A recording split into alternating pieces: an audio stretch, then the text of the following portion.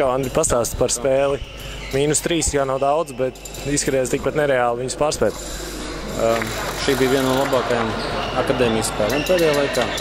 Ļoti patīkami, un es domāju, ka skatītājiem bija vērot šādu atmosfēru, to cīņas par akadēmijas. Un, jā, šeit iespējams šobrīd šīs Baltijas līgas akadēmijas jaunais sastāvs, kurš iespējams laiku iespēlēsies un rādīs labāku sniegumu. Es domāju, katru spēli, jo šodien mums bija rekordliels spēlētāju skaits 15. Tas ir priekš pēdējā laika skaits sacensībās ir ļoti liels, un tāpēc pat daži spēlētāji netika laukumā spēles laikā, bet es domāju, šis jautājums tieši saspēles un tieši sakoncentrēšanās tādiem niansētiem momentiem, kuri varbūt arī šodienas izšķīra spēles gaitu.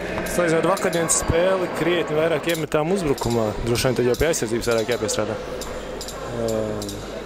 Nezinu, tie viedokļi noteikti atšķirās daudziem treneriem. Iespējams, ka vajadzēja bišķiņu vairāk iemest, 4 vairāk un būtu rezultāts labs. Aizsardzība bija tāda, kāda viņa bija. Un vārdsargi nostāvēja mūsu komandā šodien labi. Prasījās brīžiem momentiem tā kā stabilāk arī nostāvēt. Tāpatās kā arī uzbrucējiem nospēlēt stabilāk uzbrukumā, tā arī vārdsargiem un aizsargiem bija prasība arī tāda stabilāk nostrādāt arī aizsardzībā.